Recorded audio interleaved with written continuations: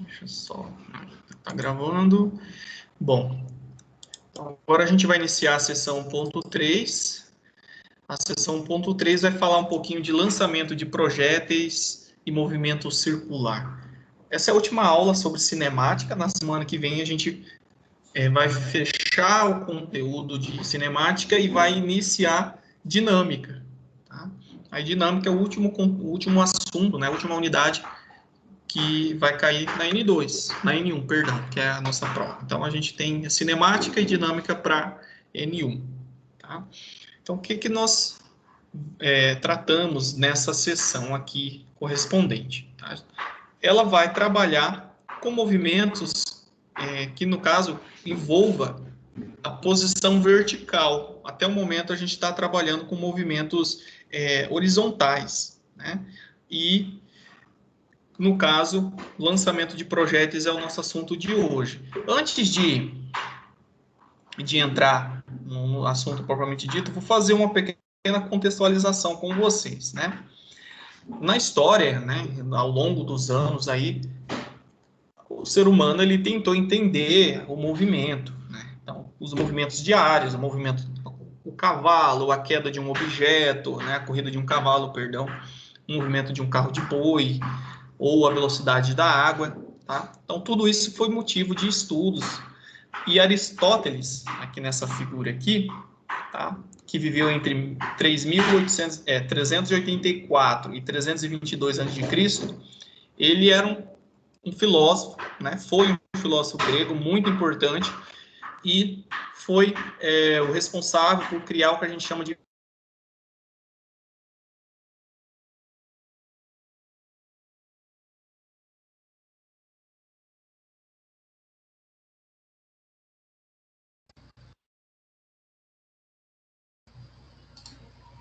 Professor, ficou mudo.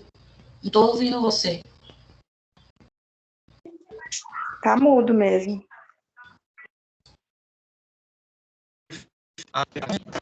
novo, né, pessoal?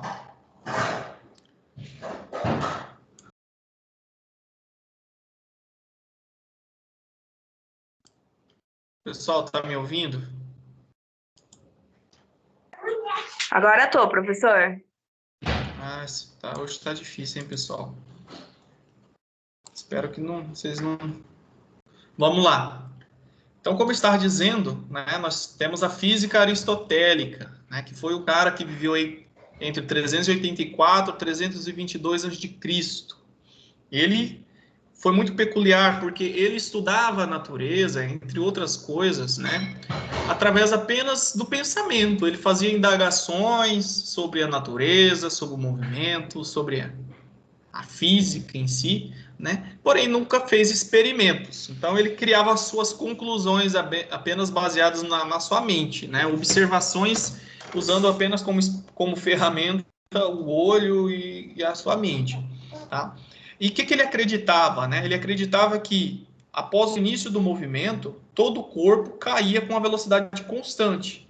E essa velocidade, ela dependia da massa do corpo. Imagina uma maçã caindo de 10 quilos e uma placa, né, uma placa de madeira de 10 quilos, se ambos caíssem, fossem lançados ao mesmo tempo, né, da mesma altura, ambas desenvolveriam a mesma velocidade, porque a velocidade dependia apenas da massa do corpo.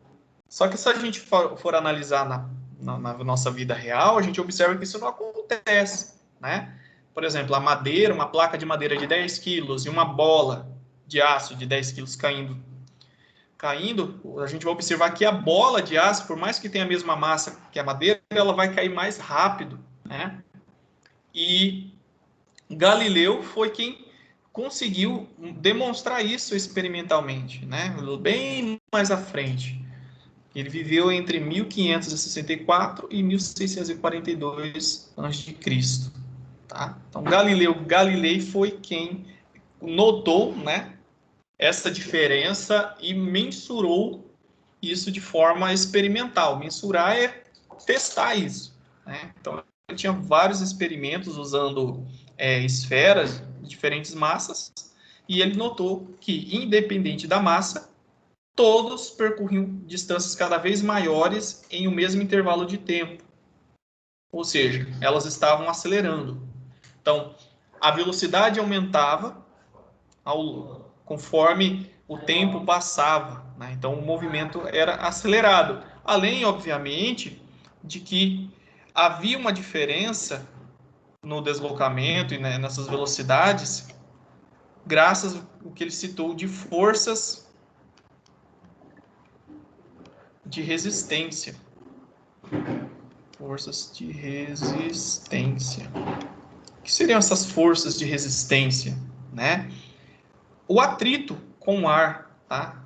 Porque nós estamos envolvidos no meio material. Então, essa maçã para cair, ela não cai no espaço vazio. Aqui nós temos moléculas de ar, água, poeira, e isso vai, né, interferir nesse movimento, tendendo, né, quanto maior for essa área superficial, por exemplo, por isso que eu citei uma madeira, né, uma tábua, por exemplo, se ela for lançada, dependendo, obviamente, que ela vai tender a girar e cair, né, assim, ou ficar em movimentos alternados.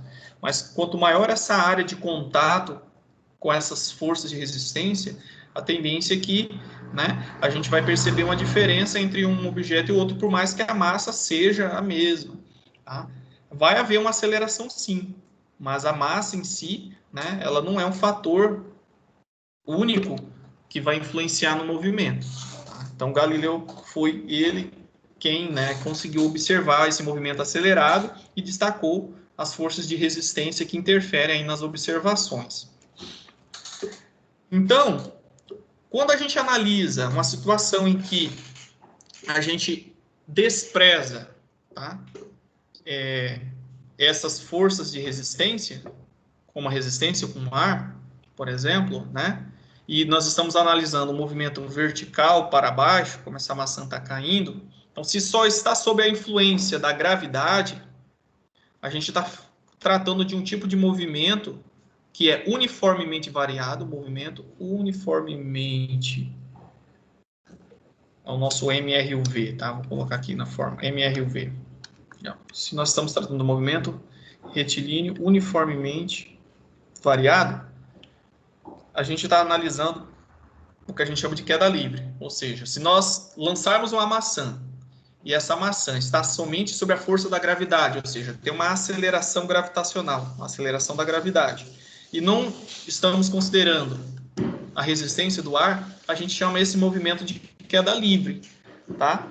O movimento de queda livre, ele está sob a aceleração da gravidade, que é constante, tá? Que parte, né, para o centro da Terra. E para nossos cálculos, né, a gente vai considerar uma aceleração da gravidade igual a 9,8 metros por segundo. A gente sabe que a gravidade ela vai depender de um local para o outro, tanto na Terra quanto no espaço. Então, na Terra, né, vai variar um pouquinho com a altitude, mas a gente vai considerar a gravidade aí como 9,8. Tá? Então, a resistência do ar é um fator importante que vai ser desconsiderado nas nossas análises, tá? Então, uma observação de um movimento em queda livre é o seguinte, né? Se eu lançar uma pedra, caixa de 100 quilos e uma bola de gude de 2 gramas, da mesma altura, ambas vão chegar no solo ao mesmo tempo, tá? Porque a massa, a resistência do ar não vai interferir aí no desenvolvimento desse movimento vertical. Então, um exemplo aqui é esse vídeo que eu vou mostrar para vocês. Espero que vocês consigam enxergar. Então, nós temos aqui uma câmara de vácuo. Vácuo é a remoção de todo o ar existente aqui. Então, foi tirado todo o ar. Então, está considerado um vazio. Né? Então, esse experimento aqui é uma câmara de vácuo, onde vai ser lançado uma pena e uma esfera metálica.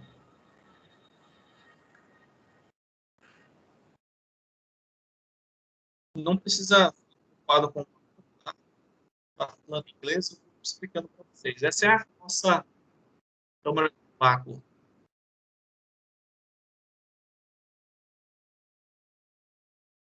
Vamos pensar um pouquinho, está mostrando a sua estrutura, é enorme, é a maior câmara de vácuo do mundo. Eles estão elevando essa bola de boliche e a pena.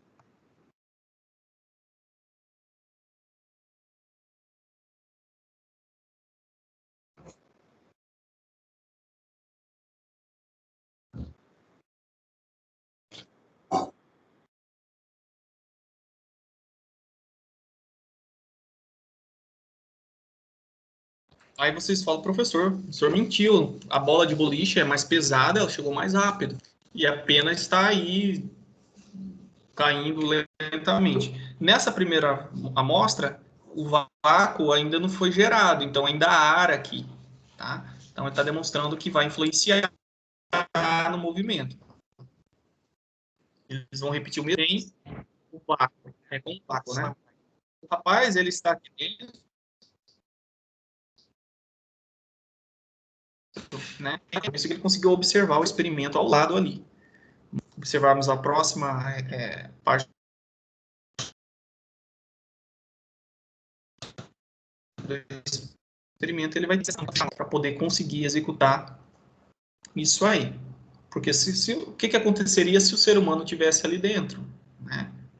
Ele ficaria murcho, né? Ele perderia, a pressão seria tanta que ele morreria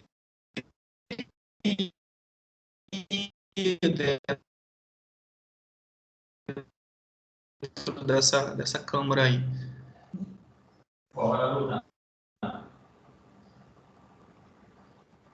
Na verdade, ele ficaria, esticado. O ar ele tende a puxar a pessoa, né? Os olhos sairiam para fora. Então, é um experimento bem... Então, ele vai iniciar o vácuo dentro da região ali. As câmaras para observação e libera os objetos aí. Então, aí, no caso, é a situação de vácuo. Não tem resistência nenhuma no ar.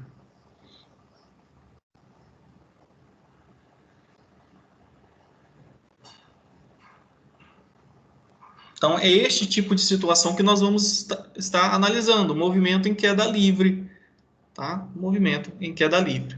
Se a gente tentar reproduzir as equações analisando o objeto sob a situação atmosférica normal, a gente precisaria corrigir, né, aplicar fatores onde considera esses fatores, né? E acabaria complicando a nossa equação e a nossa vida e não serve para os nossos propósitos aqui, tá? Então, esse é um experimento aparentemente óbvio para nós que já estamos hoje no século XXI, né? Mas muitos e muitos anos se pensava diferente, tá? Então, vamos começar, né, a formular as equações sobre esse assunto. Então, a gente sempre vai, pessoal, adotar um referencial, tá? Então, a gente trabalha com referencial no caso de um movimento em queda livre, a gente usa um referencial para baixo.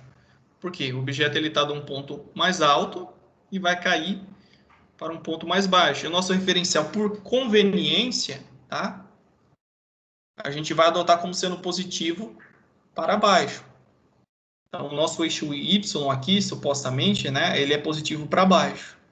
E o movimento, ele é acelerado, né, sob a ação da gravidade. Então, a gravidade está aqui, para baixo. E a nossa gravidade, na queda livre, vou colocar aqui, queda livre, a velocidade, né, a aceleração da gravidade, ela vai ser positiva. Por que vai ser positiva nessa análise? Porque está, né, orientada de acordo com o nosso referencial. Tá? E o objeto ele vai ganhando velocidade à medida que ele vai se deslocando. Então, a posição inicial é a altura, aqui, na qual ele é lançada. A gente vai considerar como nosso referencial parte daqui. Então, a altura aqui é nula, né? Vamos considerar zero, a nossa posição zero. Parte do repouso, V0.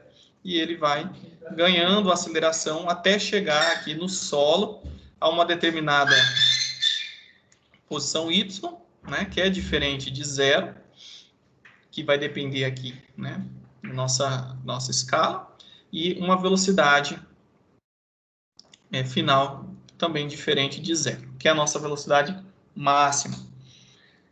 Por que nós precisamos escolher esse referencial, né? Porque senão, as vetoriais de velocidade e a aceleração, a gente precisa, né, nos orientar em direção e sentido. Então, a gente sempre, o referencial ele é usado com liberdade e conveniência. Tá? A situação das equações, né? Então, a gente tem algumas equações e elas são similares às que a gente já trabalhou no movimento retilíneo uniforme variado. Basta a gente fazer as adaptações anteriores. Então, por exemplo, nós temos um gráfico para um corpo que foi abandonado em queda livre. Então, ele caiu em queda livre e nós temos a seguinte informação. Opa, está travando aqui.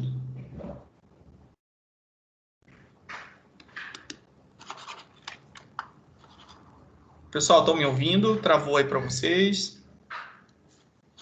Não? Caiu aqui. Fechou a apresentação.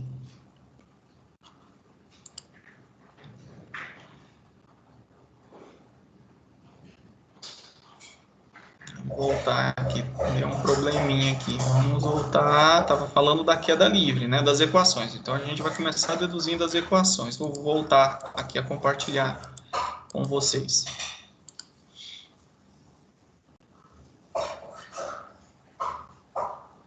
Opa. Hoje está difícil, hein, pessoal? A aula. Espero que vocês estejam entendendo.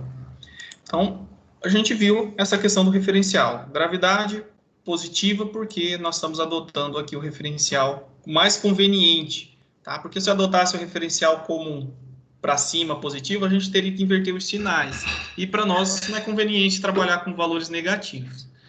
E, considerando que o movimento em queda livre é um movimento retilíneo uniformemente variado, o que a gente observa, né?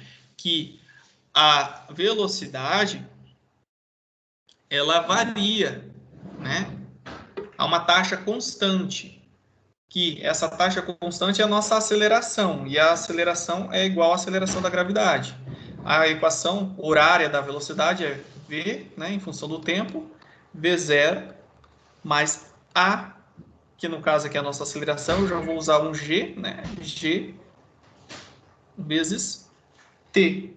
Então, essa é a função horária da velocidade. A gente vai chegar a ela, mas só para a gente lembrar, essa equação ainda é válida. Aqui é o gráfico, né? O nosso gráfico, velocidade em função do tempo.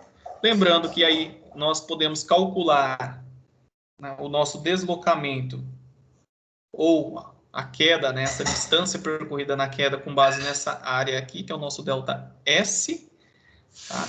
Que é a nossa área do triângulo. Então, eu vou chamar o meu delta S agora de delta Y, tá? Que é o deslocamento na vertical, tá? Delta Y. Como que eu calculo, então, esse delta Y?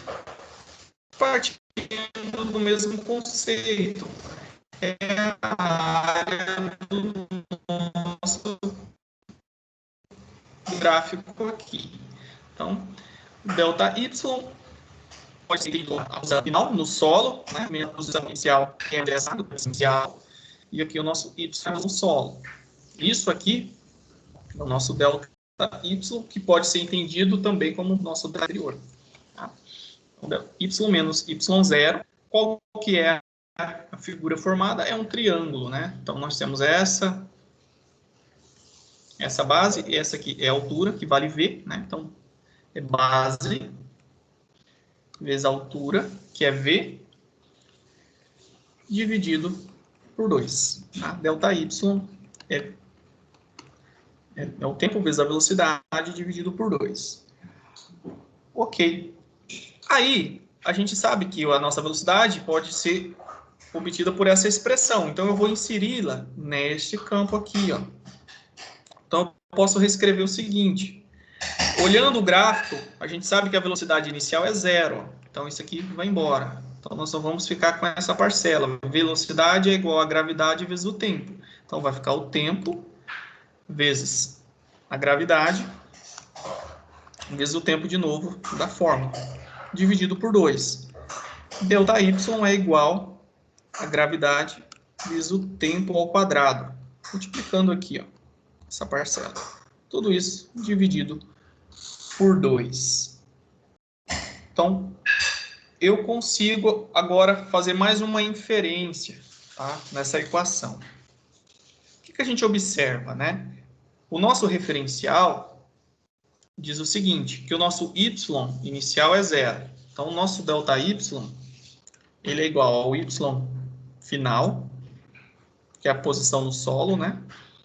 Menos a posição inicial, que é 0. Então, o nosso ΔY pode ser substituído por y nessa equação.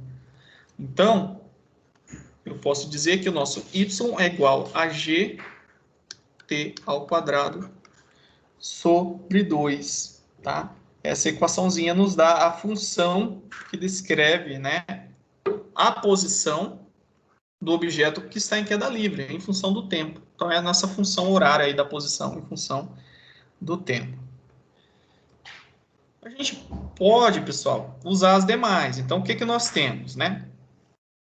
Nós temos aquela fórmula para o movimento retilíneo uniformemente variado, que é S, que é igual a S0 mais V 0t, né, mais AT ao quadrado dividido por 2. Aqui foi feita a mesma análise, então eu posso substituir o termo. Eu tenho a minha posição final, a minha altura inicial, minha velocidade inicial, vezes o tempo. Aqui no lugar da aceleração A, que é uma aceleração qualquer, a gente substitui pela aceleração da gravidade, vezes o tempo ao quadrado dividido por 2. Eu posso usar essa equação. Aí, nas simplificações que eu fiz, né, considerando que ele parte de uma posição 0 e a velocidade inicial é 0, a gente chega no gt quadrado sobre 2 anterior. Tá? Então, é a mesma equação reescrita, né, de uma forma que vocês possam olhar. Aí, temos a equação de Torricelli, que a gente viu, que é v ao quadrado igual a v0 ao quadrado mais 2g vezes ds, né? Aqui agora vai entrar o nosso dy, que é a expressão para a queda livre. Vocês podem usar essas duas equações aqui, ok? Vamos fazer um exemplo matemático para aplicar as equações. Nesse exemplo diz o seguinte, ó, nós temos um guindaste conhecido como bate-estaca, que é isso aqui, ó. Então, o que ele faz? Ele eleva essa estaca aqui, que é um peso, e depois joga aqui no solo. Então, isso aqui serve para fixar algum objeto no chão, tá?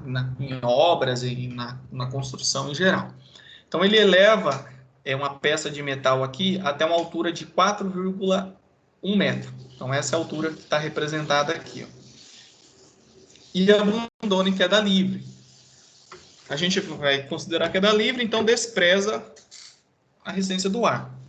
Adotando aí uma gravidade com aceleração de 9,8 metros por segundo ao quadrado, ele quer saber quanto tempo a peça chega ao solo, né? Então, qual que é o tempo?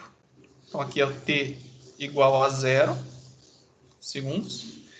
Ele quer saber o tempo final aqui. E quer saber a velocidade também aqui.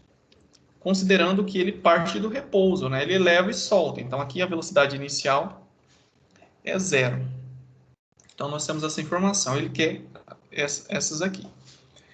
Para a gente começar, a gente precisa determinar o tempo, tá? Primeiro, o tempo que ele leva aqui. Então, vamos usar a fórmula anterior. y, que é igual a y0. Vou usar essa equação, mas a gente já vai fazer as simplificações. Y, que é igual a y0, mais v0 vezes t, mais a gravidade vezes tempo ao quadrado sobre 2. Aí fazemos as simplificações, a gente vai voltar naquela equação. A gente sabe que a posição inicial a gente sempre considera aqui, ó, como sendo o nosso referencial está para cá, né? Opa.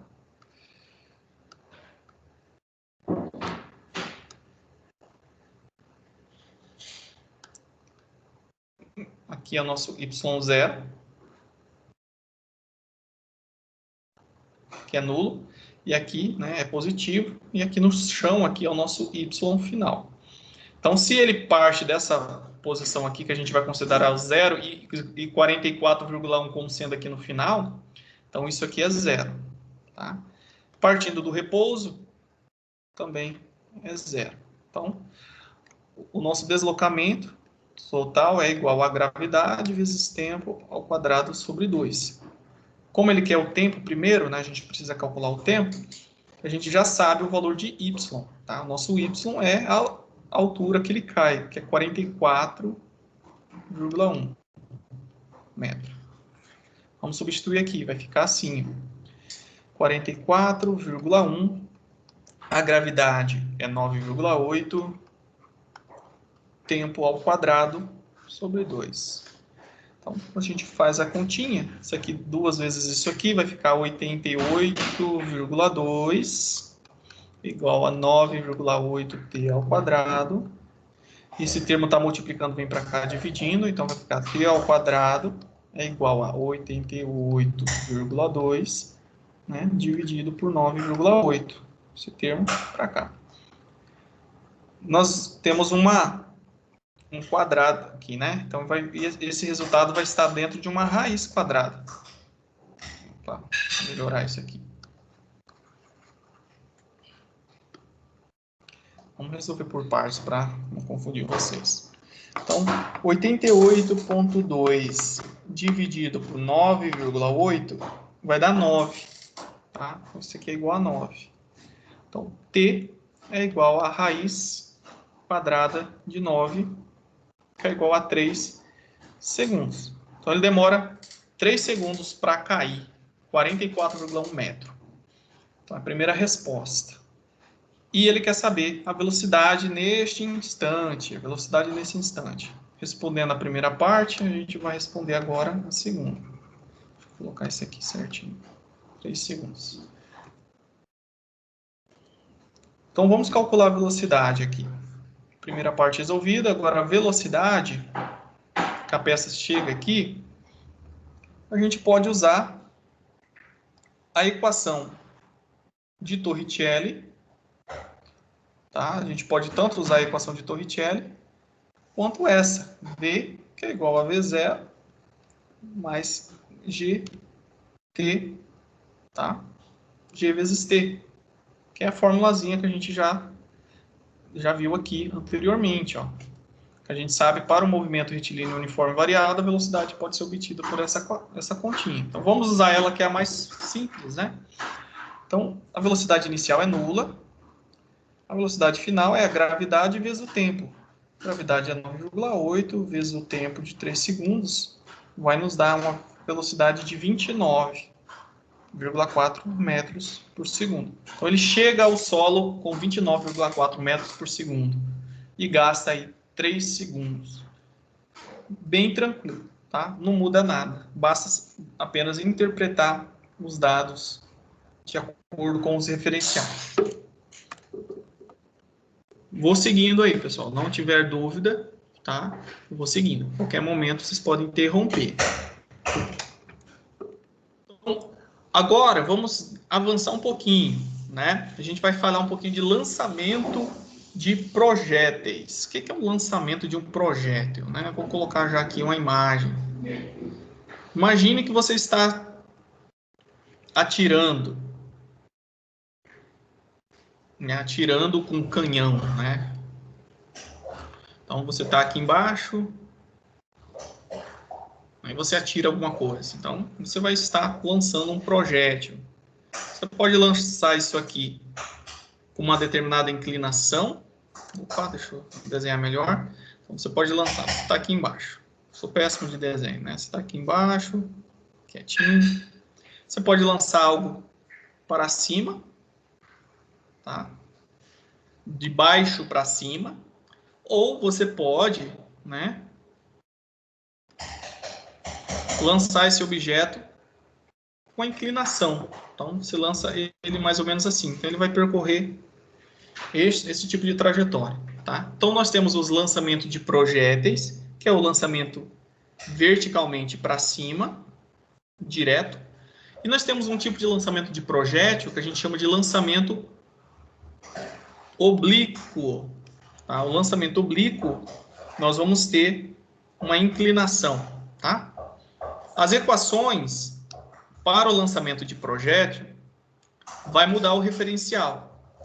Ou seja, lançamento de projétil, a gente vai dar esse nome puro para ele quando a gente está lançando o objeto de baixo para cima, sem nenhuma inclinação, tá? De baixo para cima. Então, nós vamos adotar esse referencial, positivo para cima. Então, a única coisa que vai mudar em relação à parcela anterior, pessoal, é o referencial, tá? Nosso referencial vai ser para cima. Então, pega uma maçã, ela parte aqui do nosso y0, agora ele veio aqui para baixo, tá? E vem aqui para o nosso y final aqui, que é o que a gente precisa obter, tá? A diferença também é que para você lançar alguma coisa, a nossa velocidade inicial, ela vai ser diferente de 0, tá? E a nossa velocidade final, ela depende da posição que você quer, né? Se você quiser saber a velocidade numa posição intermediária, a velocidade vai ser diferente de 0, tá? Mas na altura máxima, né? Essa velocidade final aqui vai ser igual a 0. Então, ele vai até o topo, né? Por exemplo, e depois ele retorna para o solo. Então, muda apenas os referenciais, tá? De baixo para cima. Aí as equações são idênticas à queda livre, porém o sinal considera a gravidade negativa. Por quê? Né? A gravidade está para baixo, ó, tá oposto ao nosso referencial, então ela vai ser negativa. Aí as equações anteriores ganham, no lugar do sinal positivo, um menos. Tá? Então, para não ficar repetindo as deduções, a gente só muda isso. Então, lançamento de projétil, movimento vertical para cima. Queda livre, movimento vertical para baixo. Aqui, vamos fazer agora a análise considerando esse movimento de um projétil, porém oblíquo, que foi o que eu expliquei. Então, você está aqui, ó, você lança alguma coisa com uma inclinação, e isso vai percorrer uma trajetória oblíqua, que é esse formato aqui. Tá? Aí, a gente vai ter uma componente de velocidade. Tá? Então, vou fazer uma ampliação aqui do início. Então, você está lançando o objeto daqui, né? Então, você vai lançar ele com a velocidade v, tá? A gente chama aí de v0, ok? Então, aqui é a altura y e a altura não, e uma movimentação horizontal. O movimento oblíquo é isso. Devido ao fato de você estar inclinando, né, na hora de fazer esse lançamento, o objeto ele vai deslocar em duas direções. Tá? Ele vai deslocar para cima e também horizontalmente. E vai descrever essa trajetória composta. O outro não. Né? O outro ele só vai subir. Sobe e desce. Pronto. O oblíquo tem essa variação. Aí, o que a gente vai precisar entender? A gente vai fazer o conceito do princípio da interdependência, né, dos movimentos. Na verdade, o princípio da independência. Por que independência? O movimento em X é independente do movimento em Y. O que é isso, professor? O que o senhor está querendo dizer? A gente vai poder analisar o movimento na horizontal, que a gente chama de x, e o movimento na vertical separadamente, tá? Porém, no final, quando a gente quiser obter o valor resultante desses dois movimentos, ou seja, a combinação de x e a combinação do que acontece em y, aí a gente vai precisar, né, fazer o cálculo de uma resultante, que seria esse vetorzinho inclinado aqui. Mas vai haver um vetor que vai estar em x, um vetor que vai estar em y, né? E aí a gente vai ter esse resultante que é o combinado. Mas a análise é feita separadamente. Por isso que a gente chama de princípio, né, da independência dos movimentos. Quem que desenvolveu isso foi Galileu. Tá? Galileu que fez essa análise. Vou apagar aqui, eu quero que vocês olhem essa figurinha aqui. Então, essa figurinha demonstra o movimento oblíquo de um lançamento de projétil. Então, o que o objeto tem? Né? Você, por exemplo, lançou ele com uma velocidade V0, aqui, com essa inclinação. No momento que a gente faz esse lançamento, vai haver uma velocidade, ou seja, uma componente dessa velocidade em y, que a gente vai chamar de Vy. A gente está projetando esse vetor, ou seja, decompondo ele em y, e uma componente aqui em x. Tá?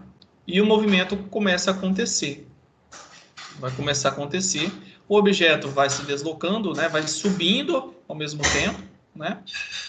E vai se deslocando para cá, horizontalmente, graças a essas duas componentes, que se somadas, né, vai gerar uma resultante aqui. Ele vai se deslocar até atingir uma altura máxima. O que a gente observa nessa altura máxima? Né? A altura máxima quer dizer que ele para de subir. Né? Se ele parar de subir, a sua velocidade em y ela é zero. Tá? Porém, nós temos uma velocidade em x que continua. Tá? Que é diferente de zero. Por mais que ele atinja a velocidade máxima e a velocidade em y é nula, a em x continua sendo diferente de zero. Aí, a partir do momento que ele começa a descer, né, a gente vai ter uma componente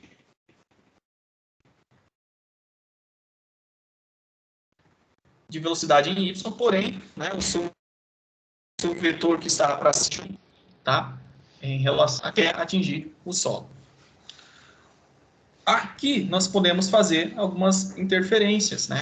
Algumas análises com relação às equações. Então, nós temos a altura máxima. Então, na altura máxima, no H máximo, vamos chamar aqui de H máximo, ou nosso Y máximo, nós vamos ter uma velocidade em Y igual a zero. Tá? Então, é importante lembrar isso. Ele vai gastar um tempo para subir e um tempo para descer. O tempo de subida, para atingir a subida, vai ser igual ao tempo de descida. Tá? Então, ele sobe, gasta o mesmo tempo que ele vai descer. Então, o tempo total gasto, né, para subir e para descer pode ser entendido assim, a gente pode analisar como sendo 2 vezes o tempo de subida.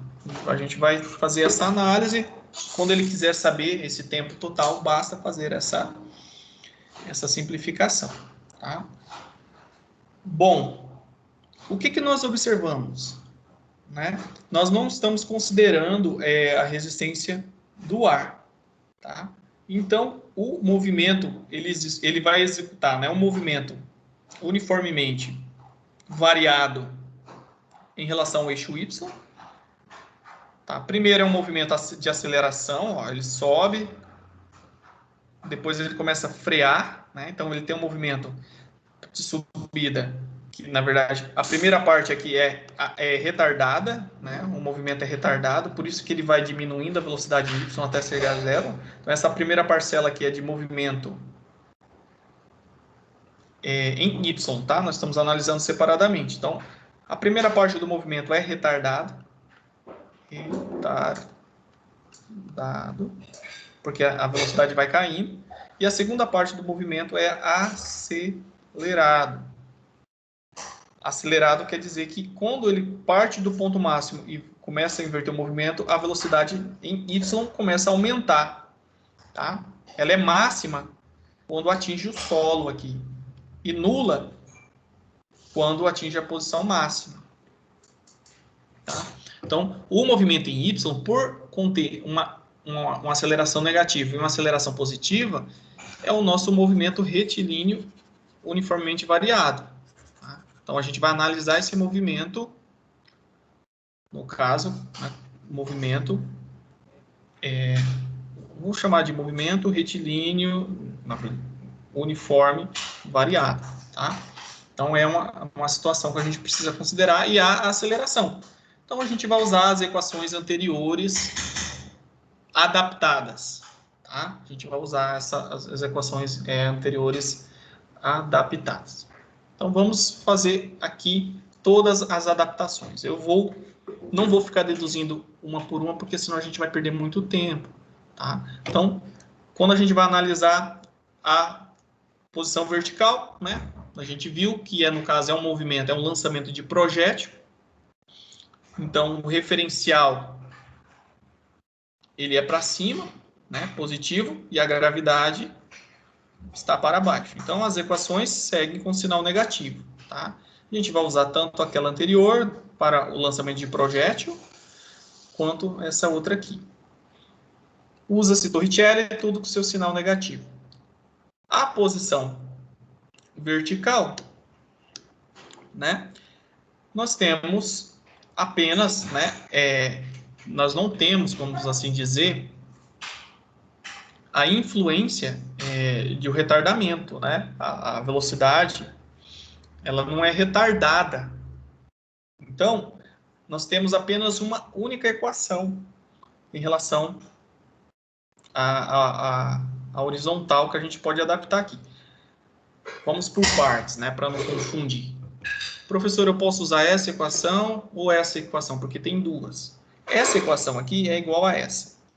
Tá? Quando a gente vai analisar o movimento oblíquo, nós temos aqui, né, o vetor velocidade inicial que você lança, certo?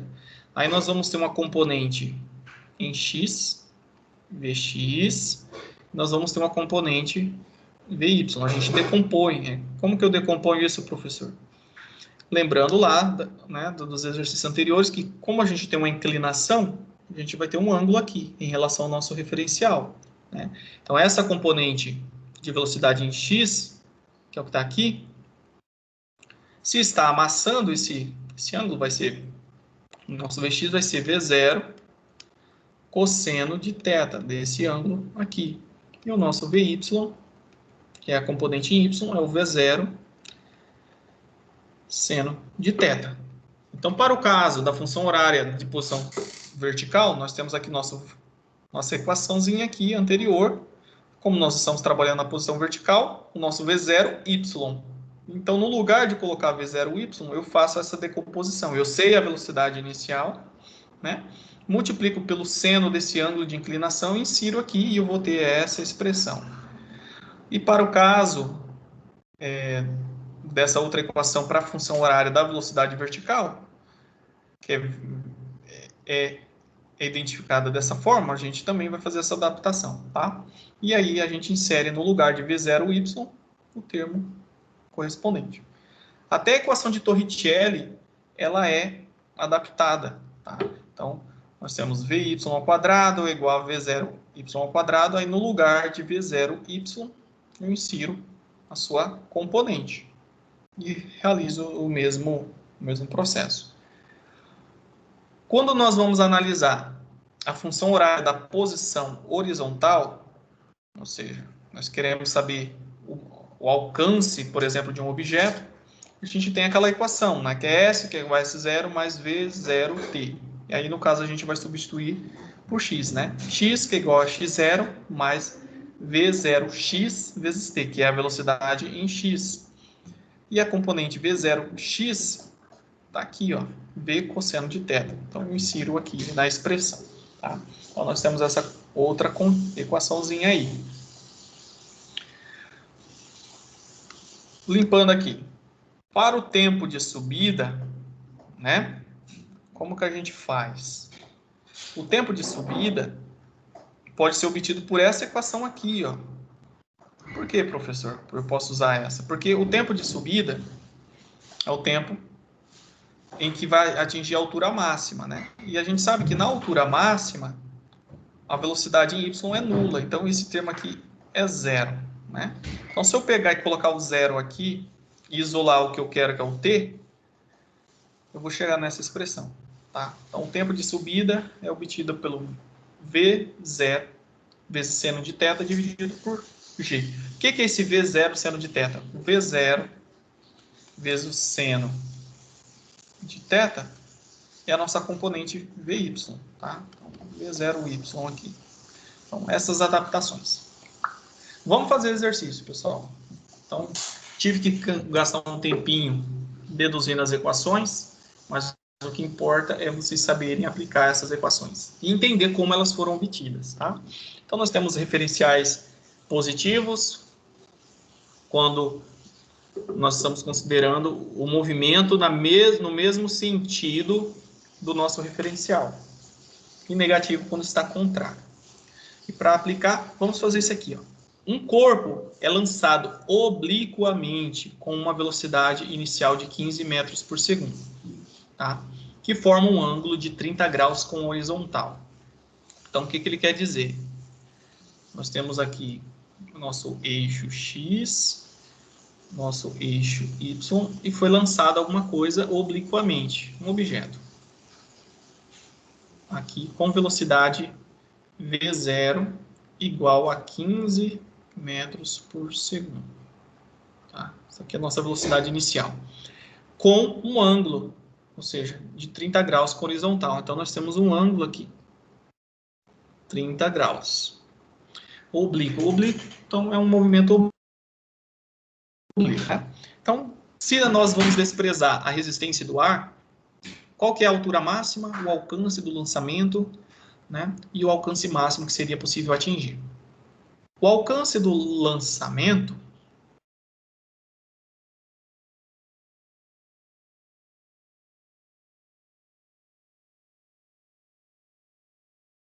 é como interpretar esses dados ali. Então, vamos lá. Qual que é a altura máxima, né? A gente sabe que se esse objeto continuar se movimentando, ele vai seguir um comportamento assim, até cair. Então, ele quer saber essa distância aqui, né? Vamos chamar de y máximo. O que nós vimos? Neste ponto, a velocidade vy é nula, né? Então, a gente pode recorrer para aquela formulazinha. O que é o vy, né? Só para a gente lembrar. Vy é a componente que está aqui, ó, né? Então, se a gente rotacionar esse vetor para cá, é o seno, né? Então, vy é igual a v0 vezes seno de θ, que é 30 graus, né? Então, vamos calcular o vy aí, no instante inicial, né? Que é o nosso instante inicial. Vamos lá. Então, V0 vale 15, seno de 30. Se fizer essa continha, a gente vai ter 7,5. 7,5 metros por segundo. E o Vx, só para a gente encontrar essas variáveis, é a projeção aqui em x, ó, vai amassar, né? Então, vai ser V0 vezes o cosseno de θ, que no caso é 15 cosseno de 30, que por sua vez é aproximadamente 13 metros por segundo, tá? Observando que esses ângulos estão em graus, tá? Tem que usar a calculadora em graus. Beleza. Então, para a gente calcular a altura máxima, a gente tem que saber o tempo de subida, tá? Primeiro, para depois a gente substituir nas equações aqui. Então, a altura máxima ela pode ser encontrada assim. Y que é igual a y0, né, mais v0 yt, tá? Menos gt ao quadrado, dividido por 2. A gente sabe que o nosso y0, que é a altura inicial aqui, é 0, e o nosso y máximo é nesse ponto aqui. Então, a gente vai isolar o termo, só para a gente entender por que eu estou calculando isso separadamente, porque a gente vai usar aqui, tá? Então, o nosso y aqui, que é o nosso y máximo, vai ser o nosso v0y, t, menos a gravidade vezes tempo ao quadrado sobre 2. Vou usar essa equação para calcular o nossa altura máxima. Eu poderia usar outra equação, professor? Poderia, para calcular o tempo, né? O tempo aqui. Mas existe uma fórmula que já me fornece o valor direto da altura máxima. Aí eu precisaria ter outras informações, né? Para calcular a altura máxima, eu posso usar essa equação e ter que saber qual que é o tempo, né? E qual que é essa velocidade vy. Isso eu não tenho. Então, não tem uma fórmula direta. Então, eu preciso trabalhar com essa aqui. Para a gente continuar, a altura máxima vai precisar do tempo da velocidade 0y, que já foi encontrado. Então, o tempo, onde eu encontro a equação do tempo? Tá? Aí, nós temos que usar a equaçãozinha básica. Vy é igual a v0y menos gravidade vezes o tempo. Nossa, professor, que fórmula diferente. É essa aqui, ó. Então, a função horária da velocidade vertical é dada por essa expressão, tá? Que eu falei para vocês, a gente substitui o v seno de θ, que é o nosso v0y nela. Lembrando que agora eu aplico aquele conceito, tá? O vy é a altura aqui, tá, pessoal? Neste ponto aqui, ó, no ponto máximo. No ponto máximo ele vai ser 0, tá? Então, o que eu faço? 0. Eu coloco v0y, que é a minha altura em y inicial, que foi de 7,5, a minha componente, né? A gravidade é 9,8 vezes o tempo. Então, isolando o tempo aqui, eu vou ter esse aqui termo, né? Vamos passar esse termo para cá, ele vai vir negativo, vai ficar 7,5. O termo aqui, vamos fazer por partes para não confundir, né? Vamos trabalhar isso aqui sem pressa. Então, vamos passar esse termo negativo para cá. Então, vai ficar 9,8t é igual a 7,5. Fica melhor. Aí o t vai ficar 7,5 dividido por 9,8. Então, nós vamos ter um tempo de 0,76 aproximadamente aí. O que é esse 0,76? É o tempo de subida, tá? Então, o tempo que leva para que ele saia de 7,5 metros por segundo e atinja uma velocidade nula de 0. E que a gente sabe que é quando ele atinge o ponto máximo. Então, é esse tempo que a gente vai usar aqui, então, para resolver. Então, a altura máxima vai ser igual. Vamos usar os termos, 7,5. Estou substituindo aqui, tá, pessoal? O tempo que eu acabei de encontrar, 0,76. A gravidade é 9,8. O tempo encontrado é... Opa! Não vai caber. Vou apagar aqui.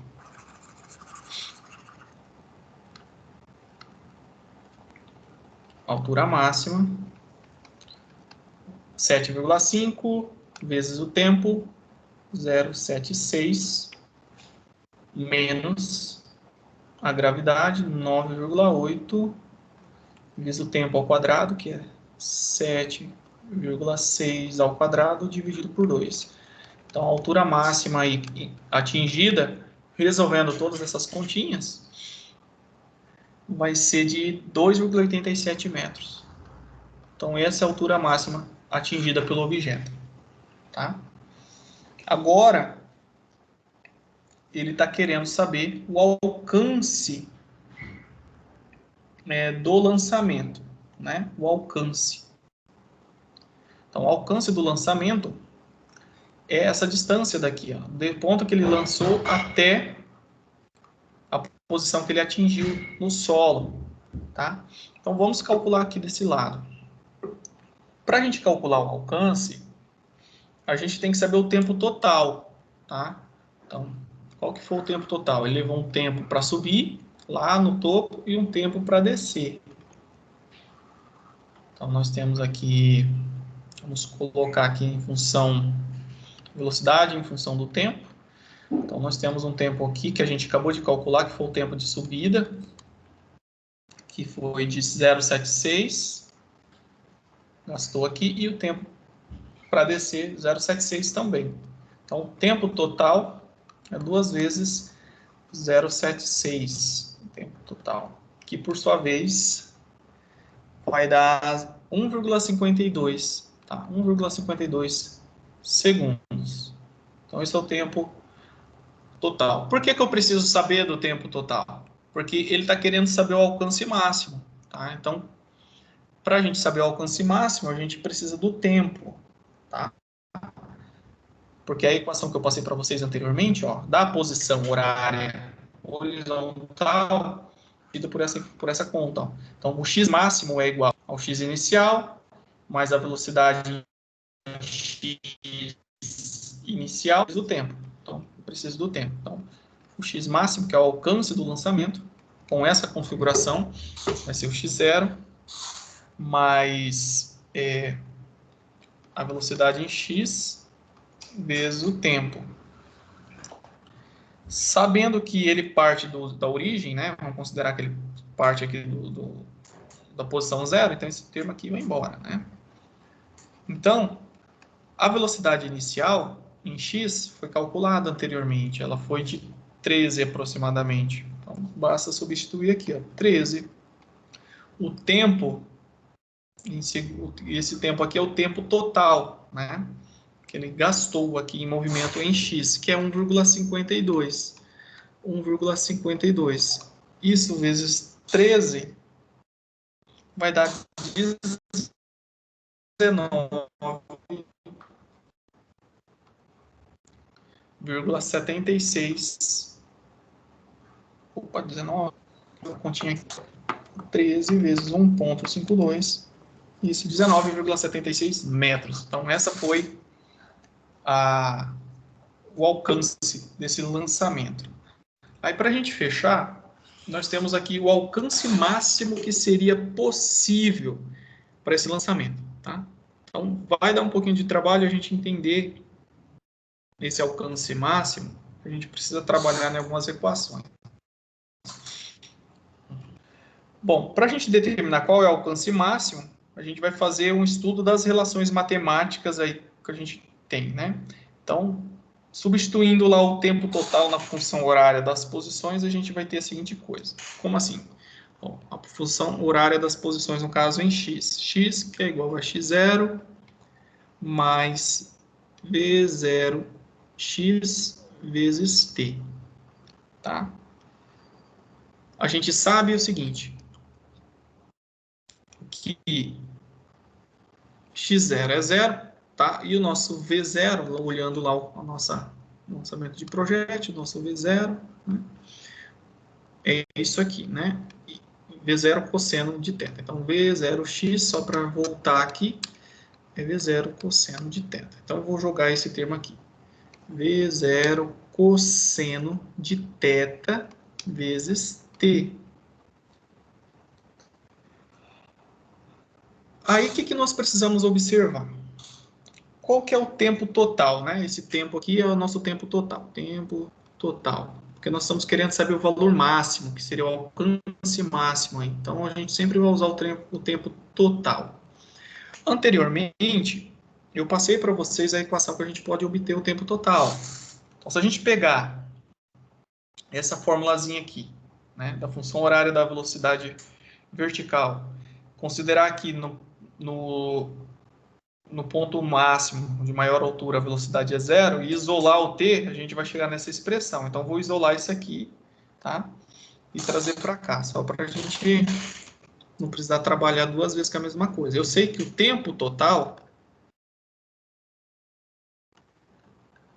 é igual total a duas vezes o tempo que ele leva para a subida, né? Que é o que dá essa equação aqui, ó, tempo de subida, que é V0 seno de θ sobre 0. Então, o tempo total pode ser reescrito, né, com duas vezes seno de θ, duas vezes V0 seno de θ sobre G. Então, isso aqui é o tempo total. Eu vou inserir nessa equação, tá? Então, V0 cosseno de θ sobre duas vezes V0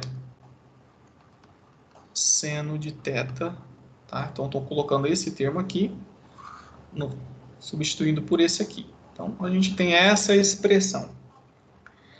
Aí, o que nós precisamos fazer? A gente vai ter que isolar. Pessoal, eu estou isolando essa equação porque vocês vão usar ela mais à frente, tá? Para vocês não saberem, professor, de onde o senhor tirou essa continha aí do nada.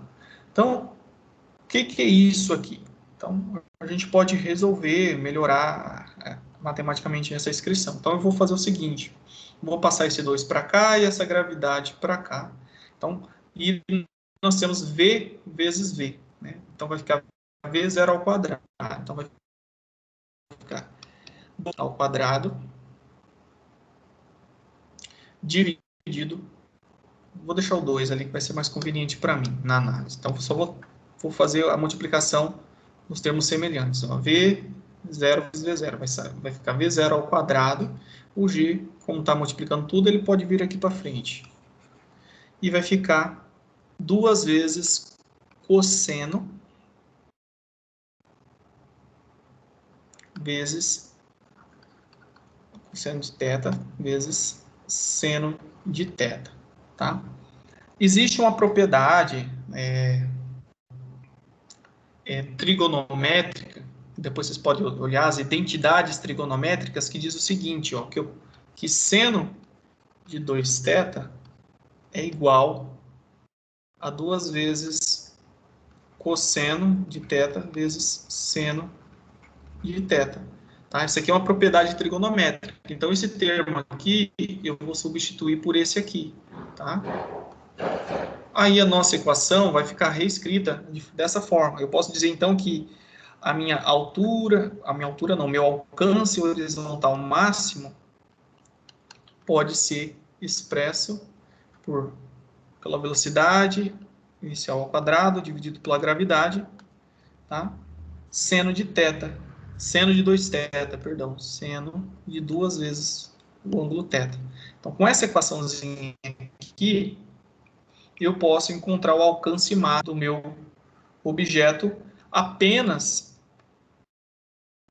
analisando o ângulo que está aqui. Então, fica apenas em função do ângulo. Para essa velocidade, em função do ângulo, eu encontro o alcance máximo. Então, vou reescrever a equação. Essa equação vocês podem usar para qualquer exercício. Então, quando ele pedir o alcance máximo possível, basta eu usar essa expressão. Então, o alcance máximo possível é a velocidade inicial ao quadrado dividido pela gravidade seno de 2θ. Para eu saber esse alcance máximo, eu tenho que ter uma noção de trigonometria, tá? Esse problema é um pouquinho trabalhoso para resolver, mas eu quero que vocês entendam o seguinte.